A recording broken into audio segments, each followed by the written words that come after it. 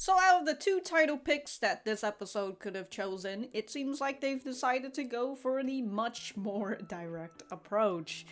I hate Yamada. Well, we'll have to see what conspires in this episode that makes him, throughout all these previous episodes, has confirmed that he likes Yamada a lot. And so we'll just have to see what happens in this episode that made him decided that he wants to go on the dark side. But if you enjoy the content, remember to leave a like on the video and subscribe if you haven't. And if you didn't like the content, dislike the video and we'll be on our way. Let's get started. Oh, it's the line.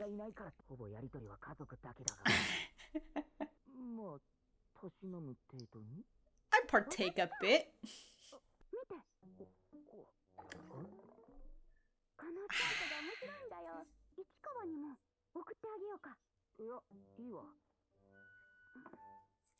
She's just trying to... You have to ask him directly! And if she joins the club, would she be able to... Damn.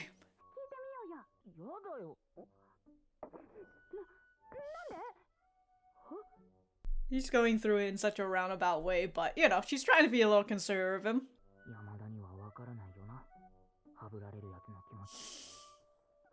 What? I doubt she knows what it feels like to get left out. I mean, technically, that was sort of the feeling back when, like, she announced to people that she was going to be in a movie, and everybody was talking about everything but her. I suppose it's not truly a feeling of being left out, but it's a similarity. December. Christmas. Alright, you gotta go out there. That's right, Moeka. Oh. This was, I assume this is after, right? After her trying to ask him for the whole line thing?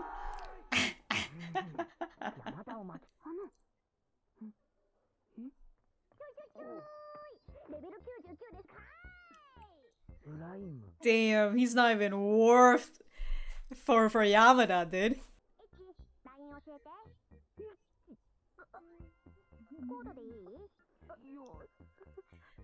Moeka's taken.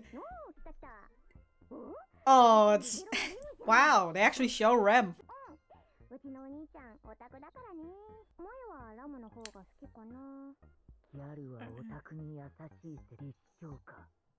Are nice to nerds. Oh my god, those 3D models in the back? Wow, it's... She knows Ichikawa's listening. Oh, look!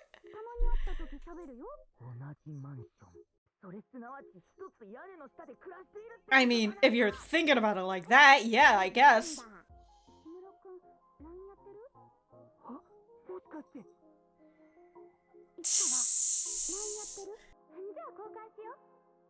If only, huh?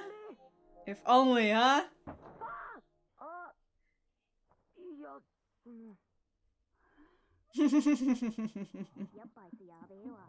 Knew that kid was a weirdo. What if? Ah, you guys can Uh-oh.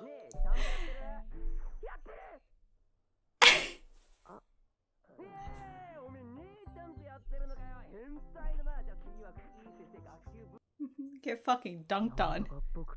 What a chair though, holy shit. You think that's good for his back? What is that underneath? It kind of looks like an elementary backpack. He's still in volume 1?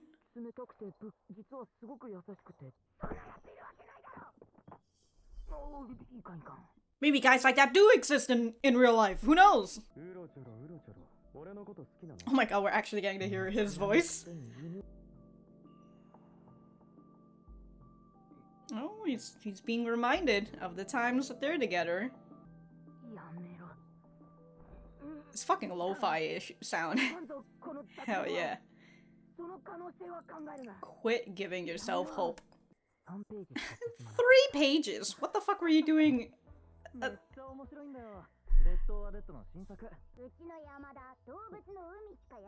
Animal Crossies.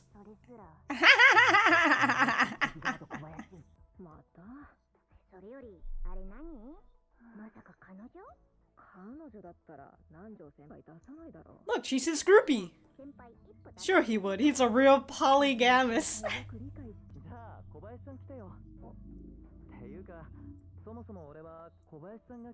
I wanted you. I thought you said I wanted you too.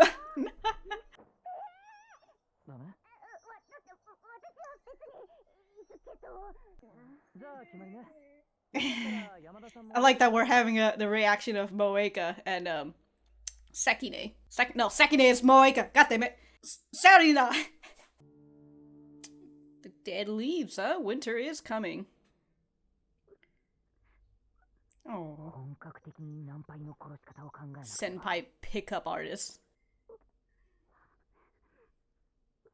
Ugh, Yamada, you were just wiping your nose with the same side of the napkin.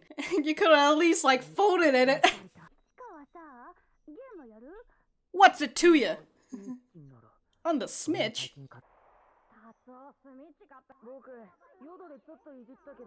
But the controls were dumb. Casual gamers, dude. He was only so young and he was already pulled into the hardcore gamer scene. Wow. Play Saturn. That's funny. Oh, it's the girl that's hanging out with Paisen.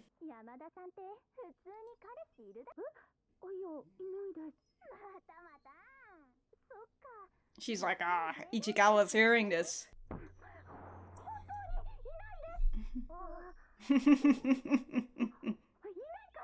I don't, you know. Stares directly at him to say that.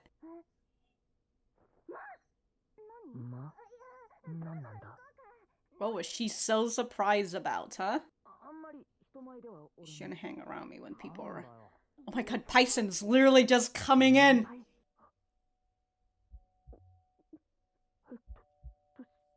I was thinking, I was just like, if they put I Hate Yamada, it has to be like somewhere, if they want to put a title sequence, right? It has to be somewhere at least in the middle, right? Damn, dude, man's just looking right at Paisen in the eyes when he's doing this. Kinda... Haruya, Nanjo. The Paisen. He left, dude. He just saw and he just went away. At least he knows how to admit a defeat, huh? Gotta give people the wrong idea. Oh.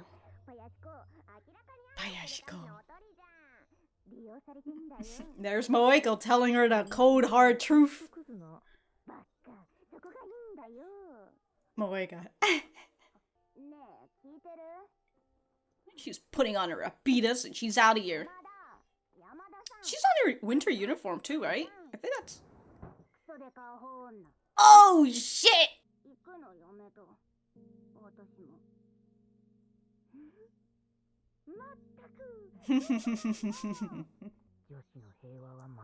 Peace returns to the girls. I didn't have to do anything. Hey, Paisen, what's up? Oh shit, dude just gave you the side eye and walked away.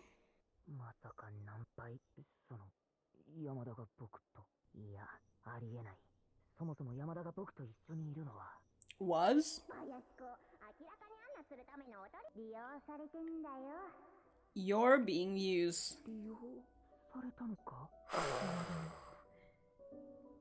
Oh, it's fucking...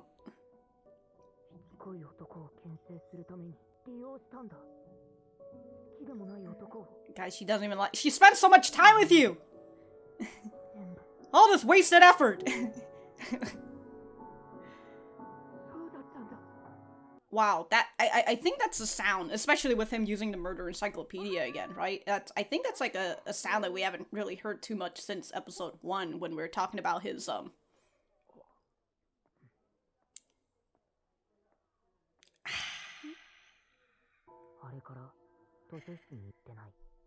haven't been to the library since.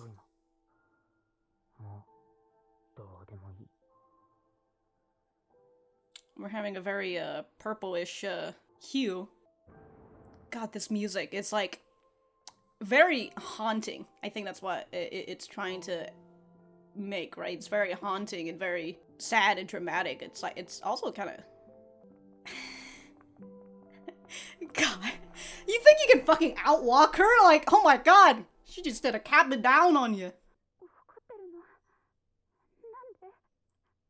Oh, you see, like, she's... Oh, I mean, you can hear it in her voice, too. She's ready to fucking cry.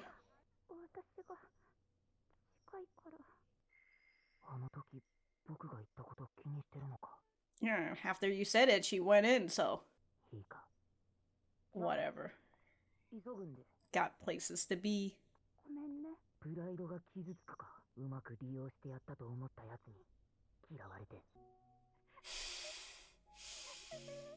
She still got all those fucking packs of tissues you've given her. Your heart was just clouded, huh?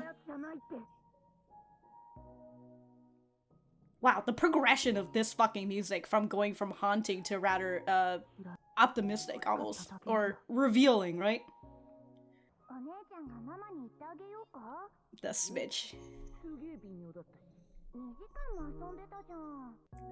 That was just 2 hours. Too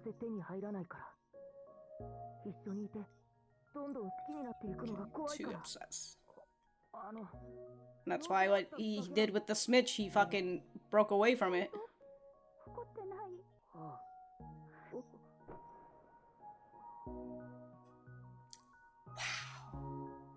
Wow, the progression of this fucking music, it's so good. It's giving me an unbearable amount of vibes to... Hold on. I don't want to say it incorrectly. Damn, dude. Y'all gonna hug out here? In the corner? Where nobody else can see ya? Oh my god.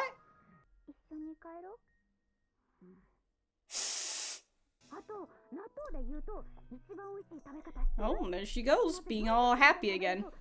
40 times? What the fuck?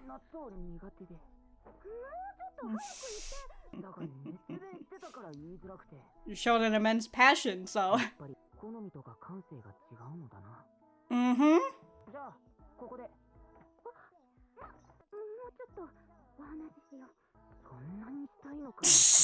No!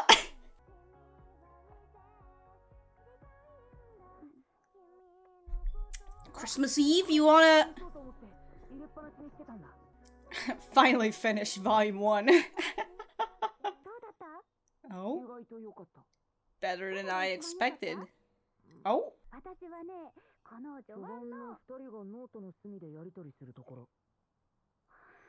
Wow, the both of y'all like the same scene.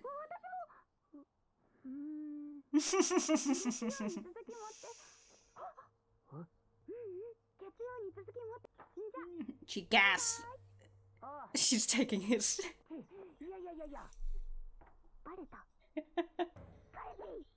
Oh, poor Moeka.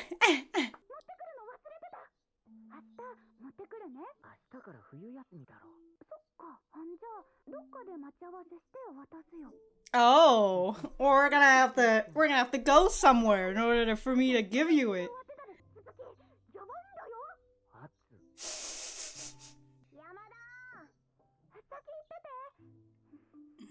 Trying to talk to this boy right now.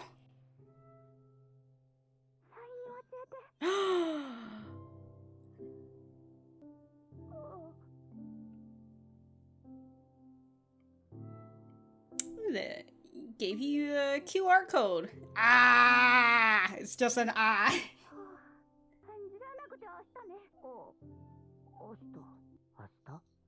Tomorrow. Oh, tomorrow's Christmassy. Look at the... Oh, the stupid little fucking text that they did with each other. In Shibuya, it's today already. It's already 12. Damn, y'all fucking texting until nighttime? Oyasumi? What? Okay, Overall, I really like that episode, but the one thing that I kind of wish that they did, this is me nitpicking, because honestly, it's really just, a lot of it is just very nitpicky, but the only thing that I kind of wish that they had shown was actually putting the title in the middle instead of towards the end, because, like, it didn't really fit, you know? It didn't really fit with, like, the rather nice... God, I'm losing all my all my adjectives. But it's very youthful, you know? It's something that it feels like it plays a lot to, like, how, as a youth, things feel very romantic, you know? A little fantasized and all that. And so, they're playing that music over the I Hate Yamada title card. And I was just over like, alright guys, maybe we should have done that, like, in the halfway point, you know, the halfway point where he is actually having that feeling of I hate Yamada, but at the same time, now that I think about it, I feel like it doesn't really... Alright, you know what, let's just get back to the center and we'll fucking talk more about this.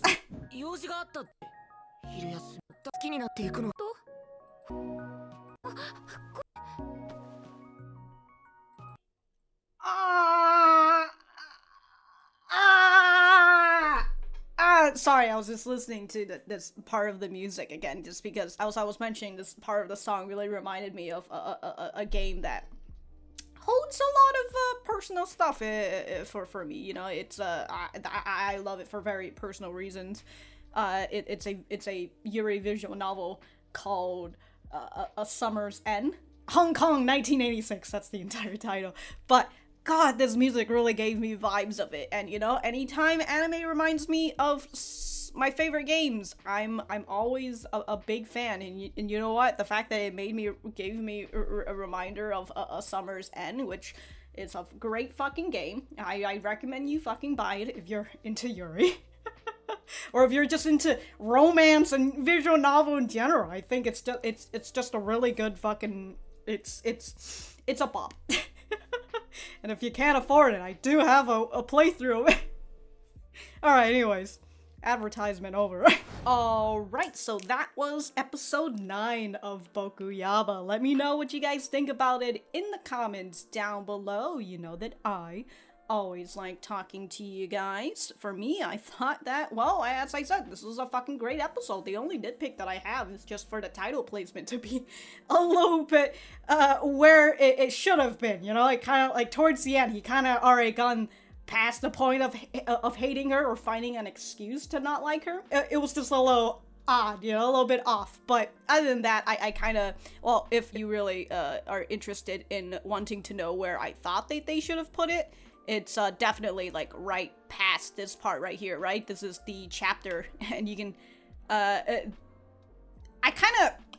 do kind of wish that they showed us this scene, in a bit of a darker-ish filter, but the music is already playing to that, which, again, I really enjoyed the progression of this music, and how, as he starts to feel like he was being used, it started getting darker and darker, you know, as I said, it started to sound almost haunting. Also reminds me of another game that I currently can't remember, but it's like a rhythm horror game. Anyways, that's what it reminds me of, that vibe. I currently can't figure out what it was, but, you know, somewhere around this part after school, right? Like with the cut to black and then heading on over here, and especially with him going back to his murder encyclopedia, because he doesn't you don't really see him use it as much, you know, when he's around Yamada, but here he is going back to his murder encyclopedia. And right here, right, when she's, like, saying hi to Ichikawa, I do kind of feel perhaps this is a good place to put, but also this is, with the way that you see it here, I don't know if anime watchers would be able to catch it, but it's much more obvious in the manga, with the way that, you know, she's looking at him, and he's staring at her, he looks away, or so, like, he looks at her, he looks down, and then he just, like, wipes whatever, you know, he just shuts his mouth and then he just looks straight ahead. He doesn't continue to look at her.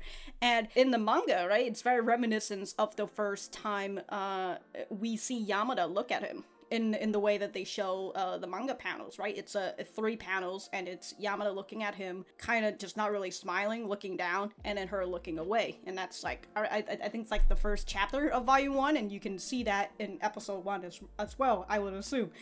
And episode 1 just feels so far away now.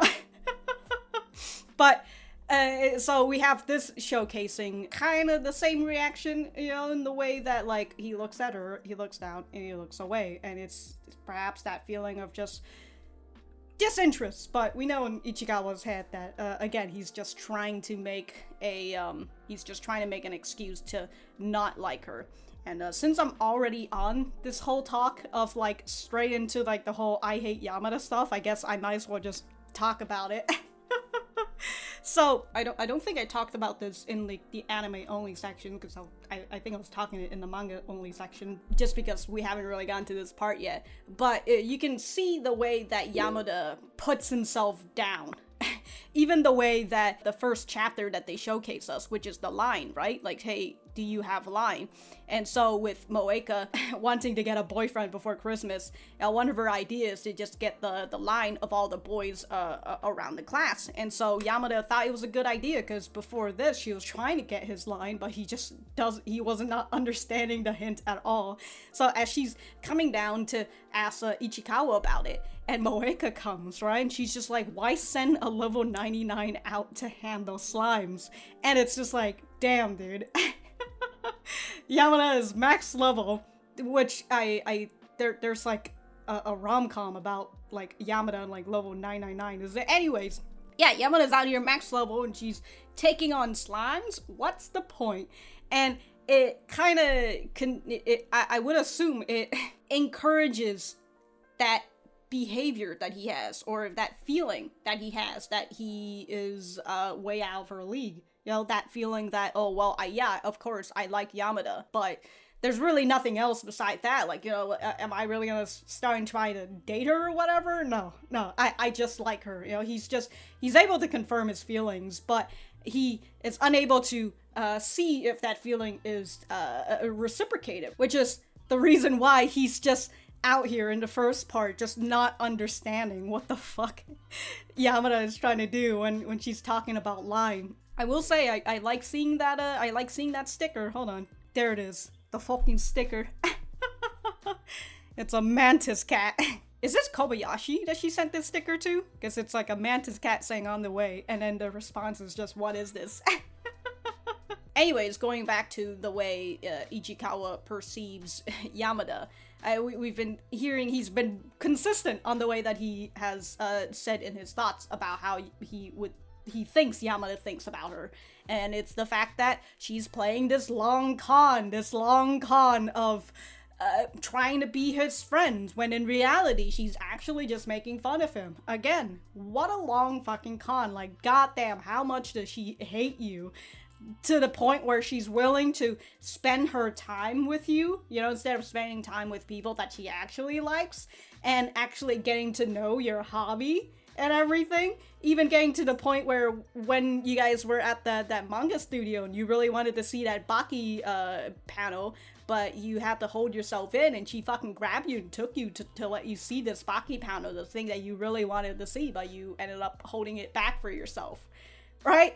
And she really fucking hates you, to the point where she's just building you up this whole time just to finally climb down, letting you sit up there on that high mountain and just take out one piece, and for you to just crumble along with this fucking mountain that she's built you up on. Like, Jesus Christ, dude. The dedication. Alright? The dedication. First of all, if that was true, what an asshole, but also the dedication. So, despite knowing that he likes Yamada, he's always thinking that she's making fun of him, and that this whole relationship thing is really nothing but a game to her. You know, she's a... I don't know, she's a manonizer. It's like, I was trying to say womanizer, but a manonizer. It sounds like a fucking laser beam, not gonna lie. You ever check if your sis is up to date?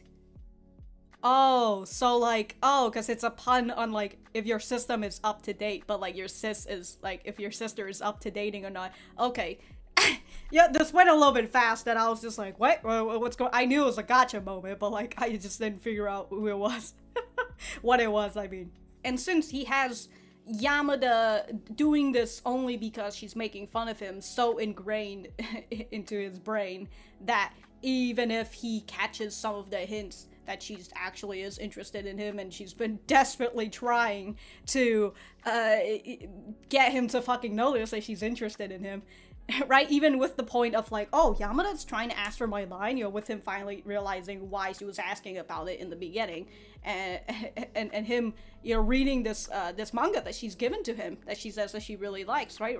And he was thinking Yamada's trying to exchange lines with me. He's trying to read like what Yamada likes in terms of like the guy in this manga, if she really if she likes this manga and she really likes, and it's like a romance thing, you know, maybe this is the sort of guy that she likes. And so basically describes himself, right? You know, a guy who's distant and curt, but really nice under the surface, kind of charming, a little awkward. And he's really just out here describing himself by like, he again, does not see himself as a contender for Yamada, so he's just like, there's no way guys like this exist. Oh, silly Ichikawa. So anyways, there's a memory of the, I actually can't figure out where the flashback of the Smitch came from. It might be on the same chapter as the Paisen. I just have to, hold on, I just have to scroll through everything right now. Oh yeah, it is. It is within the same. Okay, so it is the whole Smitch thing, right? With well, if I have to talk about how the end of Ichikawa, I literally just said let's talk about the whole I hate Yamada scene, and now I'm just out here talking about the entire episode. All right. Well, I mean, it all leads up to it, right? So we've got the Paisen, and they actually have combined chapter 21 and chapter 42, which, I mean, understandable. I actually thought that chapter 21 was going to be a separate chapter, but I kind of, in the way that they've put all these episodes together, it is understandable that they just fucking merged it both together since they're both the same scenario. I was just thinking of like, in terms of the show of repetitiveness, just to let you know that, hey, the Paisen has been trying to hit on her, which, now that I think about it, that's also just a slight nitpick that I have. Okay, I'm not gonna talk about it. But they've combined this two together with the Paisen hitting on Yamada, because we technically have seen him hit on her like back in volume 2, but again, in the anime, we don't see that. He's doing it here, except it's all merged together. We have Kobayashi who's doing the iron defense, and so she's, and since, as we've learned, Yamada is not good at bad-mouthing people, she's not really good at telling the truth to Kobayashi, even though she knows that the Paisen is just using Kobayashi in order to get to her. She's not really good at these sort of things, and we can kind of see the way when she first talked to the Paisen, she's not really good at saying no. And here is the Paisen, who is not going to take, I mean, I don't know if he will take no for an answer, because technically she has not said no, even though she has said it through many hints, but, you know, it's again, as I've mentioned it before with the way that the Paisen is, you just have to whittle them down until they finally say yes. And that's a win, right? That's not like some fucking sick way of trying to hit a girl up, you know, just keep fucking whittling her down until she finally begrudgingly says yes, so you could fucking leave them alone. Even just for like that brief moment, right? So we know that Yamada has this issue when it comes to the Paisen. We're also getting the shot of Moeka and Serena there, which is also around the same chapter as I was used, right? Chapter 42? Did I say 41 last time? It was chapter 42. And I actually really like the audience reaction, right? The audience, aka Moeka and Serena. But we're also getting just a slight introduction to this girl, right? Think that's his girlfriend. If he was, he wouldn't be going after Yamada like this, right? So, like I said, she's a fucking groupie. But as Moeka says, right? Moeka's over like, sure he would. Guys are real polygamous. I'm like, damn, dude. And Serena's like, you sure know a lot about this fucking creep. I love that Moeka later on is just like, hell yeah, dude. I'm totally down for this guy. Hey, you know what? Takes one to know one. Anyways, in the next scene, we see Yamada crying, because we know that, she often cries a lot, which is why she has that unlimited supply of tissues from Ichikawa. Here she is crying because, she knows that her friend is about to get taken advantage of, and also probably won't have a great time. So, here she is just crying, and Ichikawa, yeah, this is one of the first time in a while, I again, as I've mentioned, I keep saying again, I apologize, but this is a time when he's actually holding, like, his murder encyclopedia. We've had that one time where he was, where she wanted to get him to read the manga, but he was actually reading what he was saying, a book that's, like, grotesque and all that, right? He's reading some gore shit or whatever, but that book looked very normal on the outside, you know, unlike the fucking murder encyclopedia. Anyways, with him seeing her crying and he's thinking about like, oh, I need to find a way to stomp out the Paisen, we get this next scene of her seeing him and her asking, do you play games, right? Do you play video games? And he says, well, just on the Smitch. And he says, I only got that a ways back. What? A little ways back. And this takes him to a memory that he, as he says, a memory that he thought he's locked away. Bad flashbacks to the things that he didn't want to think about. So we're getting a little bit of a flashback to him when he was I was gonna say when he was a child, but he technically is still a child. He's a teenager now. You know, he's in middle school. He's a adolescent. There you go. But here he is as a kid in elementary. So, truly not really all that many years apart. You know, if he was in 4th grade, you know, and he, right now, he's probably in, like, 8th grade, right? He's a second year. Yeah, so he's in 8th grade. So, like, I don't know, that's like, that's only, like, 4 years apart. I mean, it's still a lot, but I don't know. I feel like as I've grown older, this time has just gotten shorter and shorter. Anyways, with this flashback and how they're talking about the Smitch, and he says, oh, I played the demo at Yodo, but the controls are dumb. And he's just kind of like, they're stupid. I don't want it, right? That thing's just for casual gamers. Unlike me, a hardcore gamer. Who are you, Haru?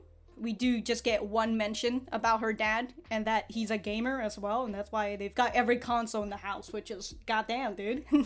Her dad's a hardcore gamer. Maybe hardcore gamer Ichikawa can get along with him, huh? In the next scene, we've got this girl whose name I still currently can't remember, but I would just call her the groupies, you know, Paisen's groupie. And so she's trying to show off that she has a good relationship with the Paisen. Now that I know this, I remember his name now. It's Haruya.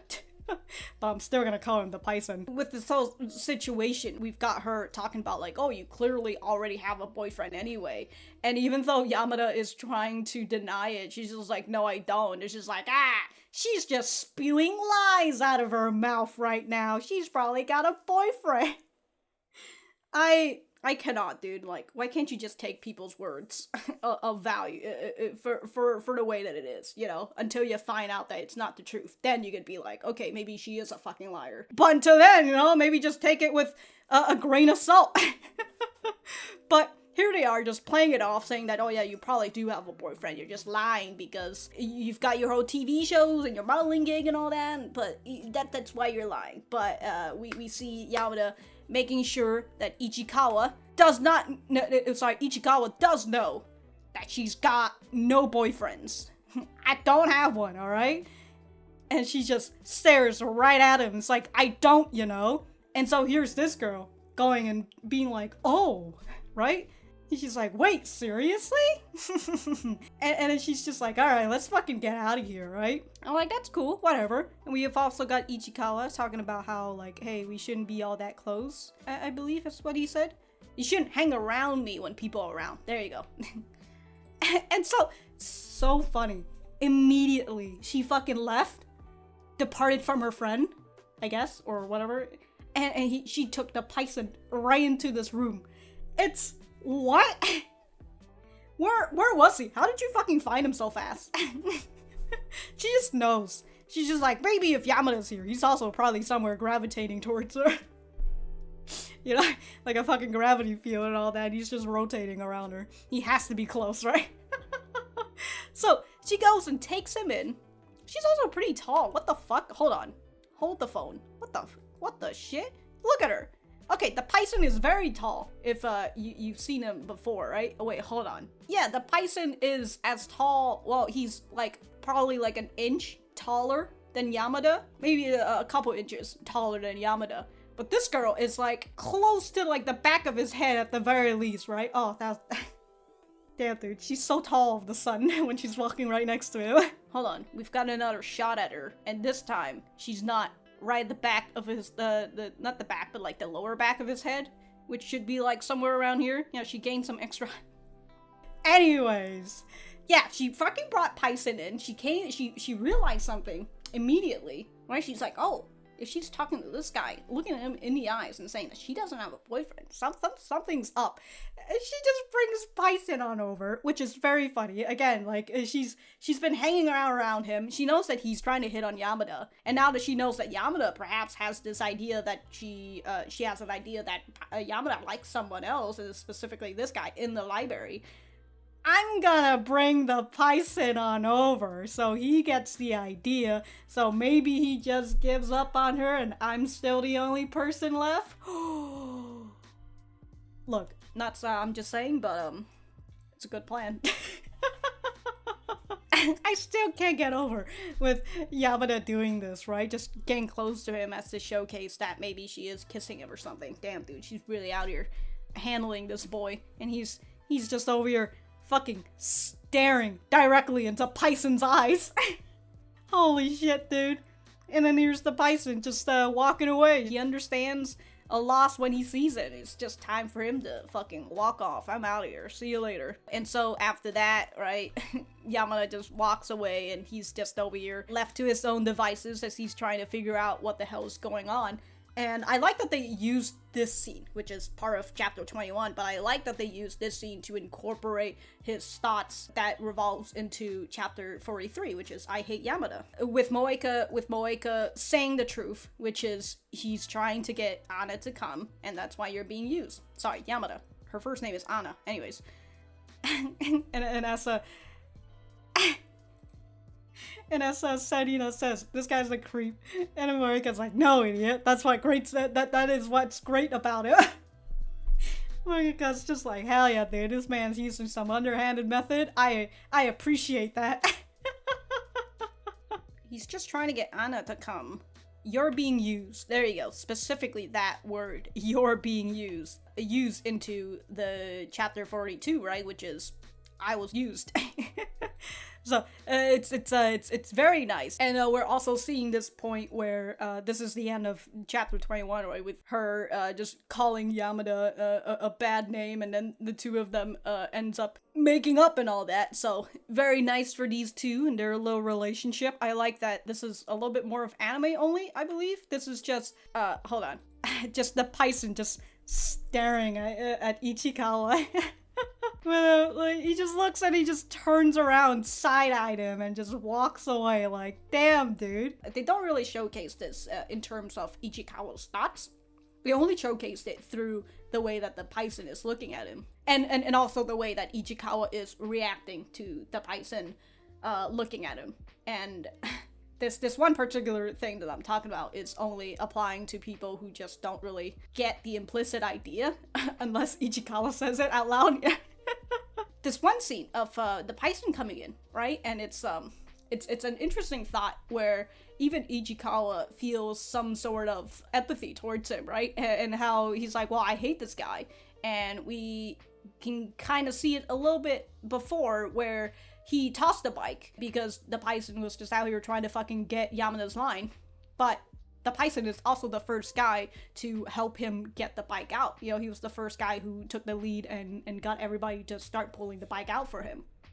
So, like, overall, Ichikawa knows that even though he's a bit of a fucking scumbag when it comes to this whole dating shit, he's probably a pretty alright guy, you know, an alright individual.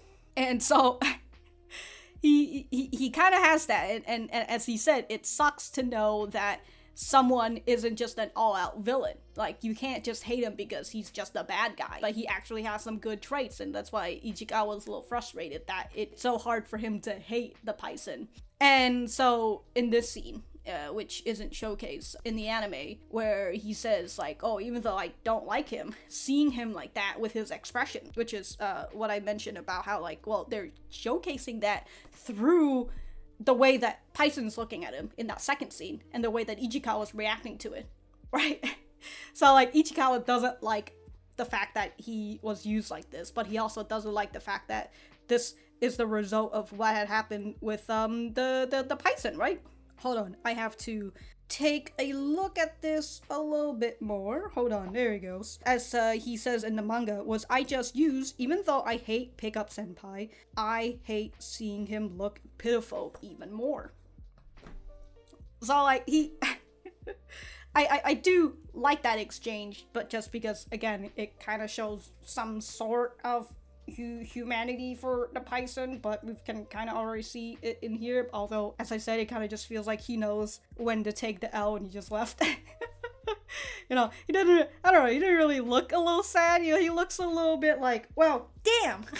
That sucks. It really gives me that sort of expression instead of, oh, fuck! You know, that sort of feeling. Anyways, I already talked about this whole part right here, right? The way that we're having this almost like melancholic skies and like the melancholic hue, you know, almost purple-like. And with him talking about how he hasn't gone to the library since yesterday or the day before, for the past 2 days, he hasn't come and he hasn't really talked to her as much. And I love the way that the music kind of ramps up just a little bit, but most of it is showcased by like how fast they're walking, which...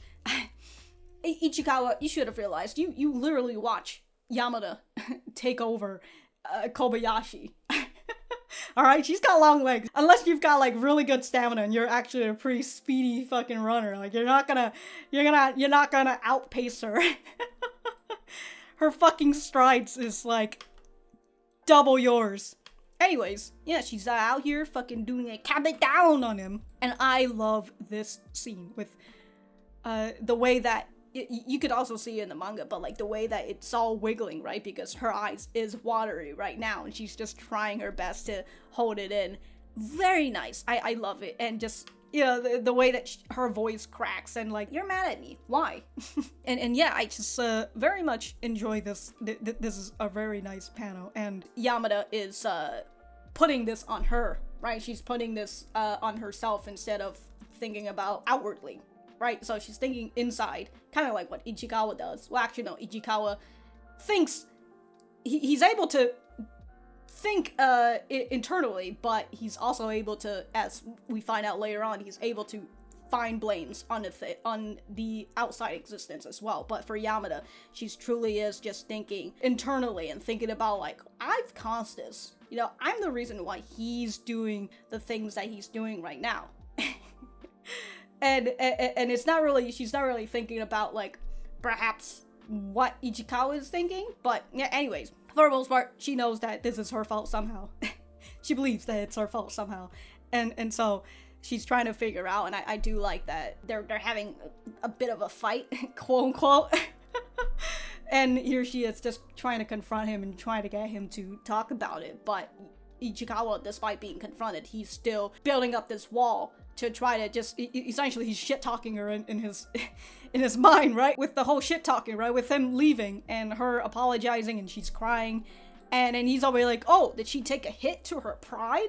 Upset that the guy she thought she was using well hates her now? And as he was building up that wall for himself, right? He looks back and he sees that she's using the tissues that he's given her. All these fucking tissues.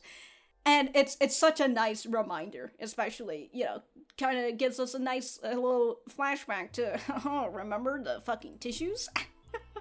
And it makes Ichikawa comes to the realization that, like, oh, it is so obvious. Like, I already know what the sort of person she is. I'm just trying to find a reason to hate her.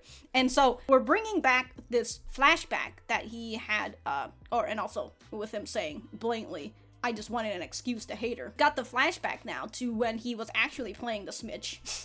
Here we have Ichikawa, who spent his time on the Smitch for like 2 hours, but then at this point he had kind of come to the realization that this is something that he probably couldn't get. You know, maybe his family couldn't afford it. Instead of perhaps even in his head, he didn't want to burden his family. As he said, I wanted more than anything, but knew it was hard to come by.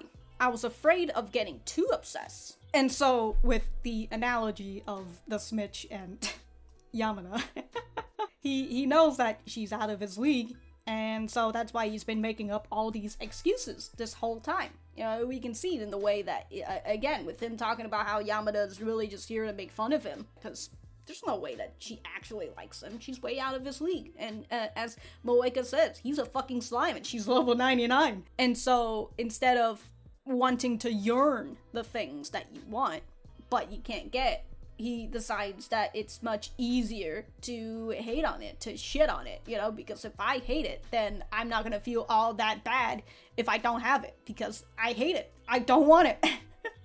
So it's very nice in the way that he's able to look at himself internally and come to the understanding on why he's the way that he is. I very much enjoy that when it comes to Ichikawa and his introspection of himself, and it's something that not a lot of people are able to grasp, especially if you're like in middle school or some shit, right? Where you're too busy being bullheaded, you're too busy thinking about how like you're fucking invincible and you can do just about anything that you want, and like you're too busy blaming the world, you know, being a rebel teenager and all that. So not a lot of people, especially this age, are able to have an introspection and be able to look at themselves and figure out, why am I the way that I am? You know, why are these things giving me flashbacks? You know, why do I get mad at certain things? You know, that whole feeling. And like, again, not a lot of people look into that and try to figure out why this happens to them. So I very much enjoy Ichikawa's little introspection, and I love that even though he is able to look at himself inwardly, he's still very much a victim of his emotions. A victim of, yeah, that's what it is. Sometimes we are all just victims of our emotions. And so, despite him still being able to do that, he still gets overwhelmed by the way that he feels, and whatever, let's just move on. We've got a nice hug between him and Yamada, and by that I mean it's just Yamada hugging him. He's still got his hands down and everything, so she's only hugging him out here, which, look dude, if she really hated you, I mean, he's kind of already come to the realization there, but like, if she really hated you, damn dude, imagine hugging someone that you hate. And also, what a fucking scene this is, right? With Yamada talking about how like, oh, I shouldn't be too close to you, and he's just like, no, it's okay. And then they just went to the corner and just hugged. Look at them, hugging right next to the fire extinguisher. We had no ending credits because they're just using this to, this is the final chapter, right? Because they've combined chapter 21 and chapter 42 together, so that's like 2 chapters. Chapter 31 is and the line one, so that's 1, 3, 4, 5, yeah, it's 5 chapters. Okay, so yeah, chapter 44 is We Use Line, which is them finally exchanging the line and everything, and we've got the talk about Christmas and how Christmas is coming and all that, and especially with her asking about what he's doing for Christmas break, like, whoa. And we've got Ichikawa, who's finally returning the first volume, which is just very funny. And also with the talk about the whole natto stuff, right? And Ichikawa talking about how like, oh, our tastes and likes are very different from one another, right? Because she really loved natto, and he doesn't really like natto all that much. But he lets her talk on because she's very passionate about it. I love it. You know, he's just like, yeah, I just want to intervene. I don't like natto that much. And she's just like, why did you fucking let me go on about this whole time? It's like, well, you're very passionate about it, so it's really hard to say no. So, understandable, but it proceeds to him talking about how they have very different tastes, to which, yeah, if we're really going for the whole part about opposites attract. But here we have in this scene of them talking about the first volume of Kimi no Octave. Is that what it was? Kimi Iro? Alright. With this volume, and her asking, what did you like best? Yeah, what's your favorite scene? And so he goes, and as the both of them are talking, well, actually, he finished her sentence, because they both have the same part that they like, right? The part where they both write in the margins of their notebook, which, Yamada's just over like, whoa, Me too. I actually really like how excited she is in that, right? The way that she vocalizes it. And it's very nice, dude. Very nice. And I would assume with the way that they say it, right? In the beginning, that's what it says. Hold on. I like this part at the beginning when they both write in the margins of their notebook. So I suppose in it, because we already know that Kimi ni no Octave. Is that what it? Anyways, we both know that in this manga, the main character is quite similar to Ichikawa. Maybe not one for one, who knows, but he is quite similar to Ichikawa. And both of their favorite scene is the part where they both write in the margins of their notebook. And if the guy is this curt guy who's a little aloof, you know, a little bit rude, asking like, why are you hanging out with me? And all that. But he's actually kind-hearted and whatever. And this is also in the beginning, so this is perhaps the first time they've started interacting with each other, and it's through some sort of secret method, right? And that nobody knows about, which is very similar to Yamada and Ichikawa and how they both really started their conversations in the library, where nobody else is, for the most part, usually. Nobody else is there. They're only there when they're needed, when the set crew tells them that they need to come into the library. But for the most part, that's their private spot. And so here in the manga, this is where they really started their relationship, just writing in the margins of their notebook, and they're having secret messages to each other. Very, very nice. I love stories within stories, and I love the way that it gets incorporated into the main story, which, I mean, it should, or else what's the point? Anyways, it's a great scene, and with Ichikawa giving the volume back, and Yamada wanting to give him more of the manga, because of course she wants him to read the entire thing. She wants him for her and him to be able to talk about the manga, because why not? And here is Yamada, right, saying like, oh, I'll bring the next one on Monday.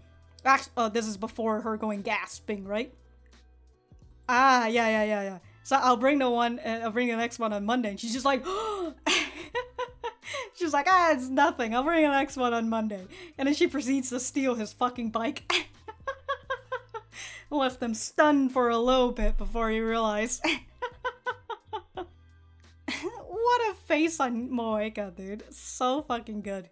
Anyways, on Monday, here she is apologizing like, oh, I forgot to bring the next volume. I'll bring it to you tomorrow. And we have to meet up with each other. In the text it says in Shibuya, I think, right? Yes, Shibuya. They're gonna meet up with each other in Shibuya, and as we saw with the date. And so here we are with the date being December 23rd, and tomorrow, which is when they're gonna meet up, is Christmas Eve. So fucking, dude, Yamada has played you like a fiddle. Look at him. Gotta go on a nice little Christmas Eve date out in Shibuya, where there's no other classmate, probably, who knows? So that's gotta be fun, you know? We've gotta have a bit of rain before the fucking sunshine comes in, right? So, wow, what a good episode. And then they continue to go for the text. It's so fucking good, dude. Like, it's... because they just didn't know what to text each other, so they just kept texting And of course, one of it is an O, even though it puts a question mark. It's, yeah, very fucking nerds, the both of them. Right? And the whole I win, because you said a normal text, we're all going for an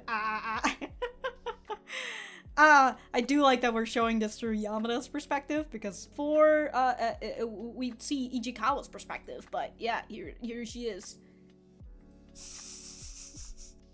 With her, you know, going like, oh, maybe Shibuya, and it's fucking 12 already, right? So, you want to go tomorrow? And she's just like, it's today already. He's over here, it's today already.